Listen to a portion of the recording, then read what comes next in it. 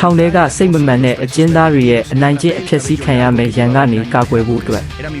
ကျွန်တော်တစ်နှစ်လုံးစိတ်ရှိလက်ရှိထားခဲ့တဲ့သပင်ရှိတွေကိုရိပ်ပစ်လိုက်ရတယ်ဒါကကျွန်တော်အတွက်ပထမဆုံးအကြိမ်ထောင်ချပူးခြင်းပဲ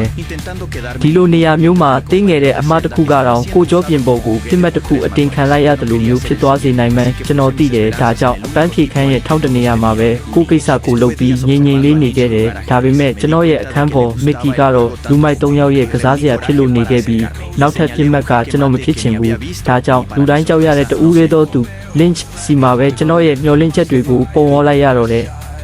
Lynch Student Chess ကစားတာကိုရက်အတော်ကြာကျွန်တော်စောင့်ကြည့်ခဲ့တယ်သူဟာကျွန်တော်လိုပဲဒီကစားနည်းကို YouTube မှန်သတိထားမိလို့ရဲရဲဝံ့ဝံ့ပဲသူ့အနာတိုးသွားခဲ့တယ်သူမမြင်လိုက်တဲ့အကွက်တစ်ခုကိုကျွန်တော်ထောက်ပြလိုက်တော့သူစိတ်မဆိုးခဲ့ဘူးသူမင်းကို၃ခွက်အတွင်းအလဲထိုးတော့မှလို့ကျွန်တော်ပြောလိုက်တော့သူကငါ့ကိုလာမနောက်နဲ့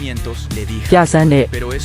ဒါပေမဲ့ကျွန်တော်သူ့ဘေးမှာထိုင်ဖို့ကလတ်ထိုင်ဆွဲလိုက်တဲ့အချိန်မှာတော့သူ့မျက်နှာချက်ချင်းပြောင်းသွားခဲ့တယ်သူ့ဘေးမှာကတ်ထိုင်တာကတခြားလူတွေကိုကျွန်တော်တို့ယဉ်နီးတယ်လို့ထင်သွားစေနိုင်ပြီးသူကဒါကိုအလွယ်တကူခွင့်မပြုနိုင်ဘူးလေဒါပေမဲ့တကယ်ပဲ၃ခွက်အတွင်းကျွန်တော်သူ့ကိုနိုင်အောင်ကစားပြခဲ့တယ်ဒါပေမဲ့ဒါကကစားပွဲတက်တက်ပဲအပြင်လောကမှာတော့သူကျွန်တော်ကိုအဖက်မလုပ်သေးဘူး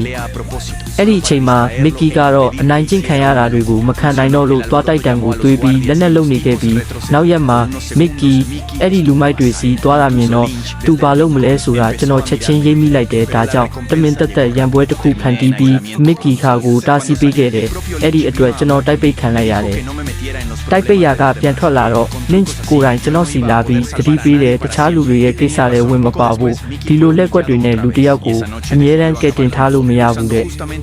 သူပြောတာမှန်ခဲ့တယ်မကြခင်မှာပဲမစ်ကီထပ်ပြီးအနိုင်ကျင့်ခံရပြီးအဲ့ဒီညမှာပဲသူကိုယ်တိုင်တွေးထားတဲ့သွားတိုက်တန်းနဲ့သူ့ဘဝကိုအဆုံးစီရင်သွားခဲ့တယ်မစ်ကီတည်ပြီးနောက်အဲ့ဒီလူမိုက်၃ယောက်ကကျွန်တော်ကိုပြစ်မှတ်ထားလာပြန်တယ်ကျွန်တော်လည်းသွားတိုက်တန်းကိုစသွေးနေမိပေမဲ့ဒါကငါဒါကြောင့်ကျွန်တော် Lynch ရဲ့အခန်းစီကိုပဲတန်းသွားလိုက်တယ်အဲ့ဒီအချိန်မှာ Lynch ကကျွန်တော်ကိုအခန်းထဲဆွဲသွင်းပြီးစတူယန်ကစားနေရဲ့ view တစ်ခုဖြစ်တဲ့တောကားတို့ရဲ့တေဆုံးခြင်း The Dead Sadness အကြောင်းပြောပြခဲ့တယ်ဒီကစားပွဲစပြီဆိုရင်တရေပွဲမရှိတော့ဘူးရှင်တန်ခြင်းဒါမှမဟုတ်တေဆုံးခြင်းပဲရှိတော့တယ်